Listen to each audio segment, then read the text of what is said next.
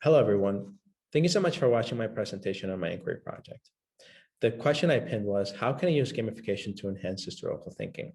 I'm very much interested in creating multiple pathways for motivation and enhance historical thinking through creating objectives and reach competency. For starters, I wanted to see how the theory of gamification could apply to schools. And so using a definition is, the theory of gamification is how to use video game elements and non-gaming systems to improve user experience and user engagement. And examining the infrastructure of schools, I perhaps noticed some very much interchangeable gameful elements that are already established within school systems. Right? In schools, we have students that could be your users. There are certain things that could be voluntarily, some are already required. There's certainly competition in our schools, right? There's a score system, which is great, shows students progress and how they move forward. There's levels in our courses, right? Just like levels in video games. And of course, what is school without rules? So in looking at defining and creating gameful designs for learning history, I started looking and see how I can use those elements for gameful learning into already established gameful elements within schools.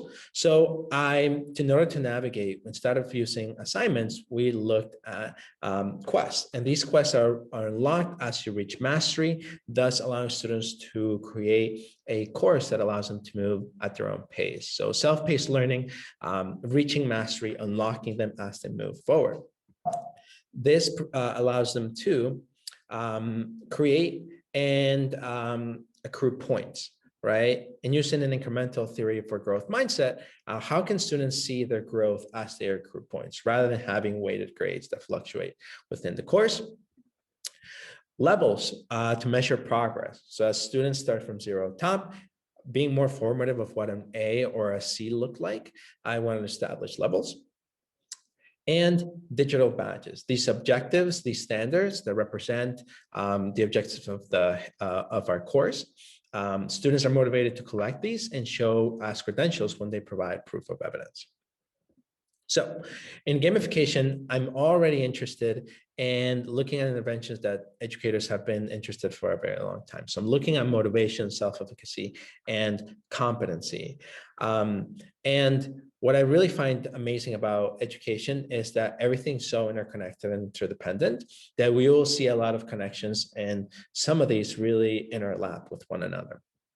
So in looking at motivation, having a sense of self-determination theory, how can students be able to motivate themselves through setting their goals and looking at their both intrinsic and extrinsic motivations?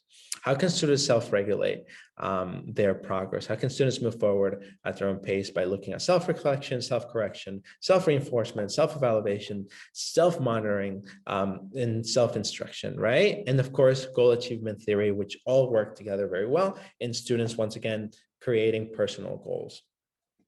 And it's very true that intrinsic and extrinsic motivators are necessary, right? It's not one or the other. They both have to be together, both for performance and motivating students to reach their goals, right? So whether it is mastery or grades, curiosity versus performance, growth of rewards, enjoyments or requirements, these both are needed into creating a game and a successful course.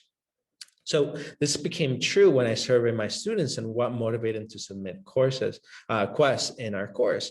And notice the array of different choices, right? And having an approach to be student-centered, allowing students to be have this course, not to be mandatory, but also tailored to different motivators as they move forward. So both hitting intrinsic and extrinsic motivators. In seeing that, we have self-efficacy. And then self-efficacy does allow for students to kind of like strive as they move forward with a more personal approach. And again, we have self-determination, self-regulation, and also goal achievement theory, right? To students have the freedom to look for what they want and then reaching those goals, establishing those goals and reaching for them.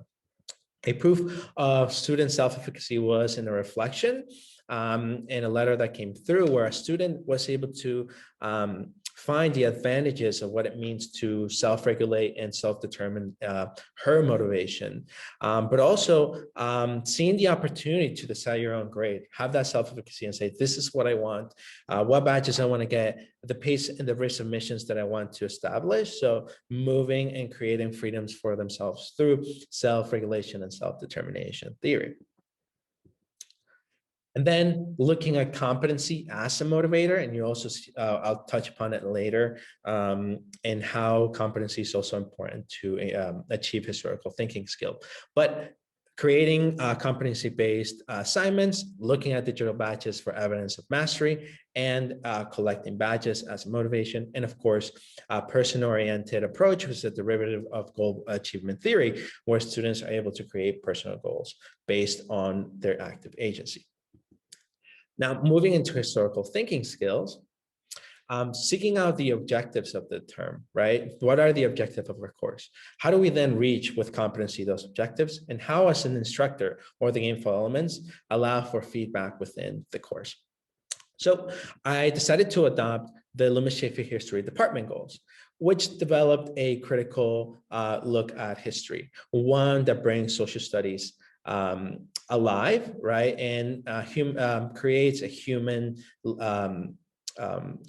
curriculum, right, one that fosters the understanding of what it means to be human in this human experience. So these inspired me to create these badges, and each badge, students had the choice to see what badge they wanted to achieve towards. So this is a description of that. It was inspired in my own thinking, and where students get to see chances and availability in human history, right, and human action. So notice the words like chance, probability, and inevitability, and then to earn this badge, which encourages students to provide that evidence, right? Looking at history, whether through it was chance or inevitability, looking at freedom in human action, right? So in order for a student to reach this badge, we want to aim for competency here, right? So that would allow for students to have the ability to have that resubmission, that self-regulating the time and effort to reach competency in various tries if they need to.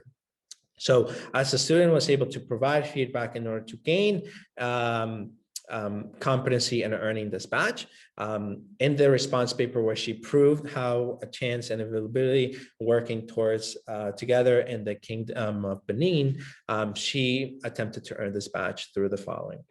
So she addressed the themes of human nature that are unavoidable in our history, right? The imperialism tactic caused by the looting of the bronzes set events in motion that remain in dispute today, right? History branched from this one inevitable trait, these tactics from a pattern repetition that may continue in modern names, which I believe could be avoided. So the student has successfully wrestled with these terms of checking that. So then reaching for that thinking to be in that response paper allows for the credential of earning that badge. But how can we then reach competency without having feedback? And so again, feedback is extremely important, both in self-regulation, right, to direct students on progress, to reach a competency in these competency-based assignments, and also grades, right? So these all come together both as working towards having that competency. So on student feedback, right? This is what a student thinks about teacher feedback. And she responded, I enjoyed the response papers, how our structure. In other classes, right? This is outside of my class. She would just get a B or a B plus on a paper and would be done with it. My teachers would put comments on it, but I wouldn't care because I already got my grade. Now I have the real motivation to be able to correct my mistakes and progress faster as a writer. So then competency works both as a motivation to reach that forward, progress as a writer, and creating these assessments that are allowing competency. To complete my thoughts, right? Truly compelling that we can find to look at history, to look at our schools as a way to define and design schools in a more tangible way, that students are able to engage with these already gameful elements, right? And I'll leave you with this quote with Reality is Broken by Jane McGonigal, which she says, if the goal is truly compelling and if the feedback is motivating enough, we will still be wrestling with the game's limitations creatively, sincerely, and enthusiastically for a very long time. We'll play until we utterly exhaust our own abilities or until we exhaust the challenges. And we will take the game seriously because there's nothing trivial about playing a good game. The game matters. So in conclusion, it might be that schools are already games, but perhaps they're not really good games, right? And we want to be able to design and create pathways for a student-centered approach rather than just telling it in a linear way. That is my inquiry project, and I hope you're able to enjoy it. Thank you.